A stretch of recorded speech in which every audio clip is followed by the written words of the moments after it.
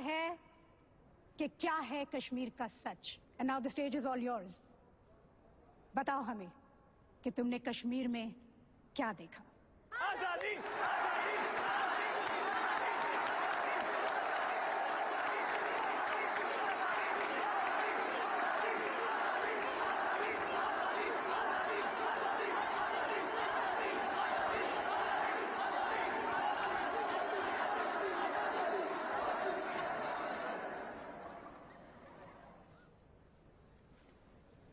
मैंने देखा एक खुला आसमान। उस आसमान के नीचे हिमालय के खूबसूरत पर्वतों से घिरी एक जन्नत है और उस जन्नत में एक ऋषि आते हैं और वहां के एक पर्वत पर बैठकर सालों तपस्या करते हैं। तपस्या यानी रिसर्च। वो रिसर्च करते हैं ताकि उस जन्नत से ज्ञान की गंगा बह सके। उन ऋषि का नाम था ऋषि कश्यप और उन्हीं के नाम पर इस जन्नत का नाम रखा गया Kashmir. Good opening, very inclusive. फिर मैंने देखा शंकराचार्य केरला से पैदल चलते हुए कश्मीर पहुंचे। केरला से कश्मीर। जी, उनके पास कोई पुष्पक विमान नहीं था, सो ही लिटरली वॉक्ड। और उन्होंने हिमालय की गोद में बैठकर सालों रिसर्च किया, क्योंकि फिलॉसफी पे वो जो रिसर्च कर रहे थे वो सिर्फ जन्नत में संभव थे, यानी कश्मीर में। जैसे हमारे यहां से best researchers, scientist, students higher education के लिए फॉरेन जाते हैं, उसी तरीके से भारत के कोने कोने से best of the minds Kashmir पहुंचे और अपने अपने स्पेशलाइजेशंस के पंडित बन गए। पंडित लाइक का पीएचडी। मैंने देखा अभिनव गुप्त और उत्पल देव फिलॉसफी पर रिसर्च कर रहे हैं, लोगाक्षी एस्ट्रोनॉमी पर। He was the first astronomer in the world. Charaka और वाग्भट आयुर्वेद पर, Sushruta medical science, Panini grammar, Vateshvara trigonometry, Suyya hydraulic engineering, Jain Bhatt law, Kalidas और Rudrata Sanskrit literature, Bhama aesthetics, Sharngadeva musicology, Vasugupta और Somananda Advaita, Kalhana history, Vishnu Sharma moral science, Panchatantra उन्होंने ही लिखा। मैंने देखा राजा ललितादित्य के शौर्य और पराक्रम को, मैंने सुना ललेश्वरी के वाक को। ये जो हम फिल्में, टीवी, थिएटर, वेब सीरीज, यानी जो कुछ भी हम नेटफ्लिक्स पे देखते हैं, ड्रामा, इस ड्रामा की साइंस यानी नाट्य शास्त्र, जिसे 5वां वेद भी कहा गया है, उसे भरत मुनि ने कश्मीर में ही लिखा। मैंने देखा धीरे धीरे इन हजारों लाखों पंडितों ने कश्मीर को असली जन्नत बना दिया। Kashmir became the seal of quality. इसीलिए ग्रीक्स ने कहा था Kashmir is the cradle of civilisation. Kashmir first millennial की सिलिकॉन वैली थी। ये सब mythology, it's all a lie. Bingo. Don't worry, I think this is all a built up. ये झूठ है और मुझे भी लगता है, क्योंकि हमें तो किसी स्कूल में, कॉलेज में या फिर मेन स्ट्रीम हिस्ट्री की बुक में ये सब नहीं पढ़ाया गया। क्यों मैम? ये झूठ है ना, तभी तो नहीं पढ़ाया होगा। लेकिन अगर ये झूठ है तो फिर बुद्धिस्ट कश्मीर क्यों आए? नागसेन और रवि गुप्त क्यों आए?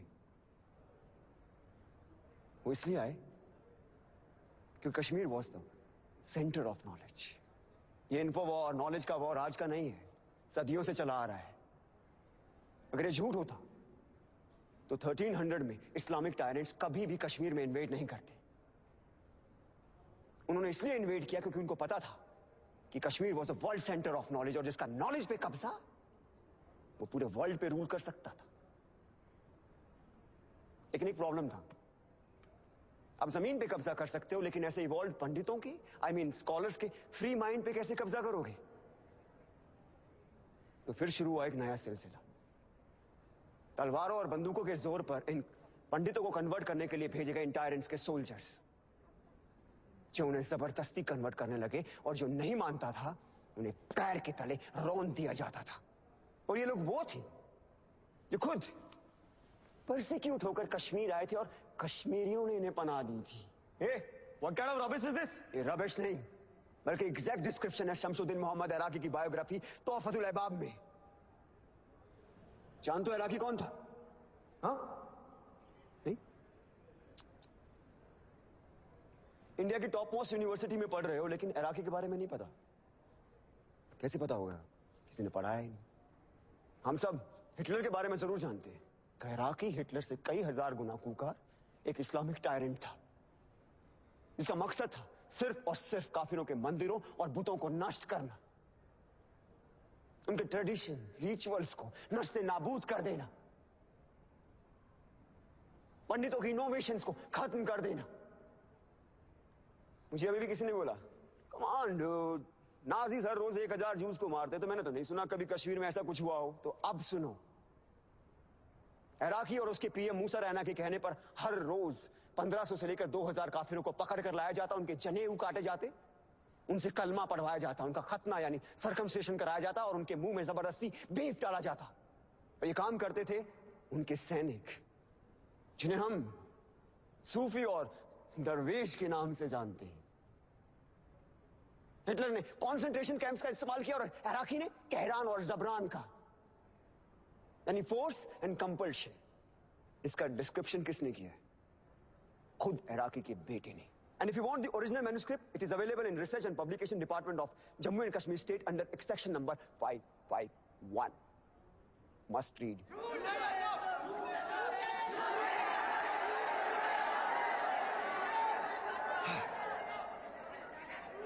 कश्मीर का सच इतना सच है कि हमें हमेशा झूठ ही लगता है।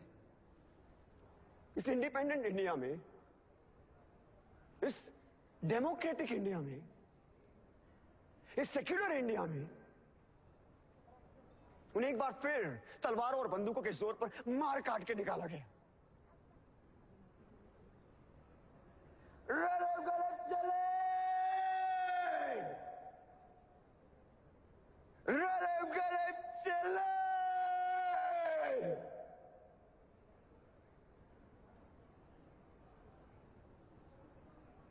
इसका मतलब जानते हो क्या होता है? रली मतलब कन्वर्ट, सलीम मतलब रन, गले मतलब डाई। अपना धर्म बदलो, भागो क्या मर जाओ। ये उनका 7th एक्सोडस था, और इस बार मामूली एक्सोडस नहीं था, इस बार था जेनोसाइड। और कहानी यही खत्म नहीं हुई। उन लोगों का एक बार फिर जेनोसाइड हुआ, जो ना इराकी ने किया, ना टेररिस्ट ने किया, और ना स्टेट ने। जो किया हमने और आपने, आपने आप सब ने, जब हमने उन्हें अपने दिल और दिमाग दोनों से निकाल दिया। और ये था रियल जेनोसाइड। ये सब झूठ है। There was no real genocide. We don't want your fake propaganda. Listen Krishna, जो तुमने देखा वो बताओ, ज्ञान मत पेलो। जो हमने पढ़ा नहीं वो हिस्ट्री नहीं, जो हमने देखा नहीं वो हुआ नहीं, तो कश्मीर में जेनोसाइड हुआ ही नहीं। और कोई सच बोले तो ज्ञान मत पेलो। Now he'll prove his own hypothesis wrong. I don't bet on ordinary horses. अरे जिस नॉलेज के लिए कश्मीर क्रेडल ऑफ सिविलाइजेशन कहलाता था, कभी हमने उसे नेशनल हेरिटेज की तरह समझा ही नहीं। और आज ये भारत का नॉलेज सेंटर एक्सटिंक्ट होता जा रहा है, हमें उसकी खबर भी नहीं। से शेम शेम शेम। हमने मरने वाले को क्यों बांट दिया? क्यों मरने वाले सिर्फ कश्मीरी थे, ना कि भारतीय? 1990 में सिर्फ कश्मीरी हिंदुओं को नहीं मारा गया, बल्कि तमाम मॉडरेट मुस्लिमों को भी मार दिया गया। यही नहीं, सिख, बुद्धिस्ट, क्रिश्चियन, डोगरा, गुज्जर, दलित, जिसने भी टेररिज्म के खिलाफ आवाज उठाई उन्हें मार दिया गया। यहां तक कि अरे यार, कश्मीर की सोल तक को मार दिया गया।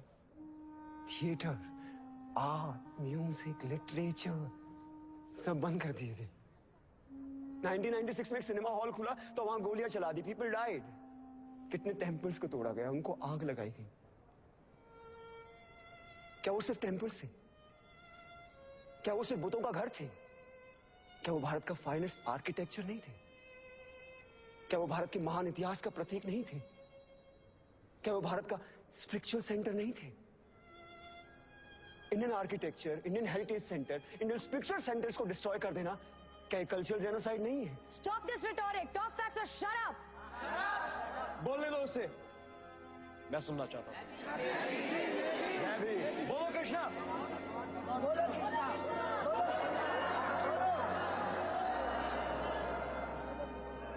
बिट्टा ने ओपनली टीवी इंटरव्यू में एक्सेप्ट किया कि उसने 20 मासूम लोगों को मार डाला। अरे जिसने दिन दहाड़े एयरफोर्स ऑफिसर्स को मार डाला उसे इंडिया के टॉप मोस्ट ऑफिस में इनवाइट किया जाता है। क्या ये एडमिनिस्ट्रेटिव जेनोसाइड नहीं है? हाँ, जब ये फंक्शन खत्म होगा तो आप लोग कहां जाएंगे? आपके घर। और हमें हमारे घर जाने से किसका बाप नहीं रोक सकता। लेकिन क्या कश्मीरी पंडितों को वापस अपने घर कश्मीर जाने का मौका मिलेगा? Is this justice?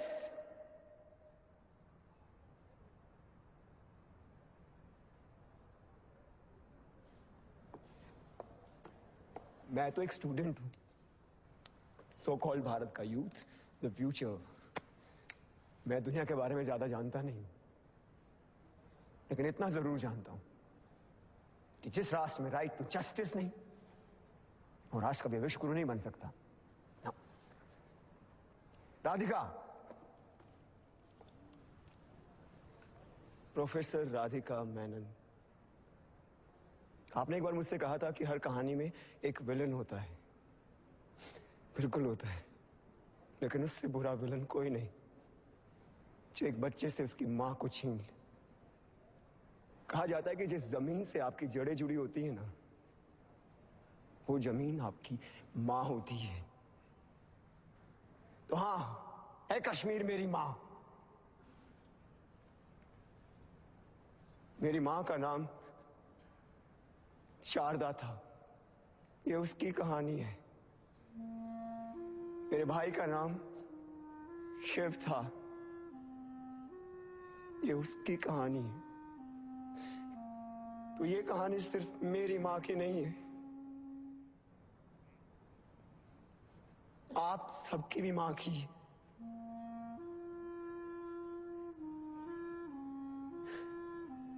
तो आइए अब हम वो देखते हैं जो मैंने आज से पहले कभी नहीं देखा। और आप खुद तय करें कि कौन है गुनहगार, किसे मिलनी चाहिए सजा। और अंत में अपने दिल पर हाथ रखकर तय करें कि आप कैसे करेंगे इसका प्रायश्चित, और क्या है आपका ह्यूमैनिज्म।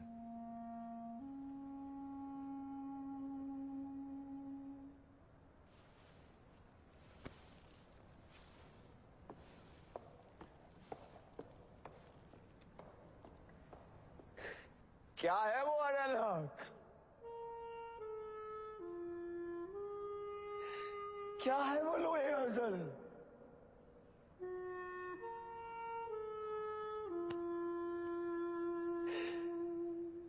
इस दिन का वादा था,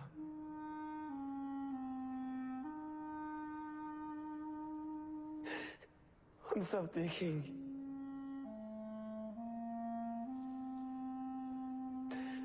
अब हम सब देखेंगे।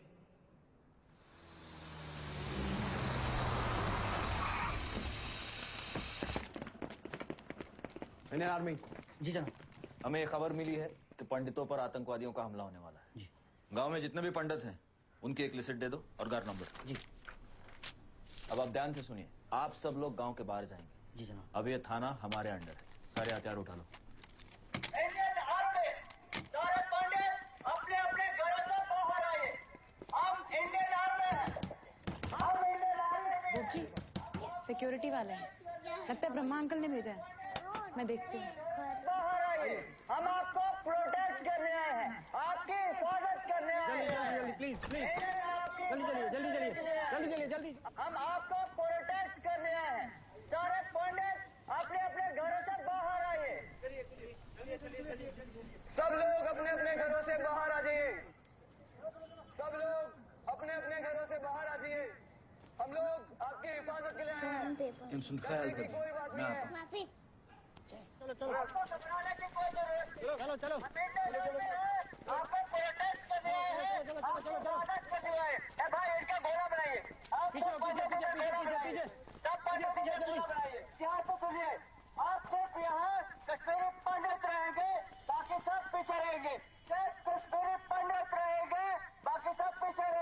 क्या कर रहे हैं आप लोग?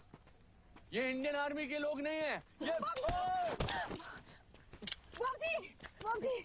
बॉबी बचो बचो ना ना ना ना ना ना बचो बचो बस चलो ही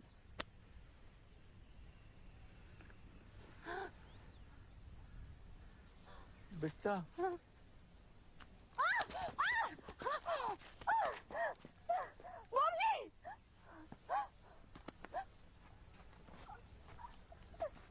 बॉबी तो क्या गए? आज यहाँ जो भी होगा उसकी दास्तान दुनिया को बताने वाला भी तो कोई होना चाहिए। पंडित जी, आज यहाँ जो आप देखेंगे वो आप इंडिया में जाके बताना।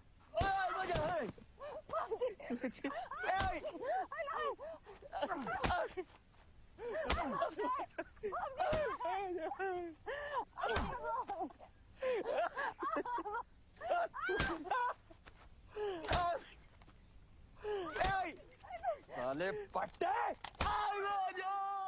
कृष्णा इधर ही रुको, मैं आता हूँ। हाँ, इधर ही रुको। ठीक है, ये चावल से खेल लो आप।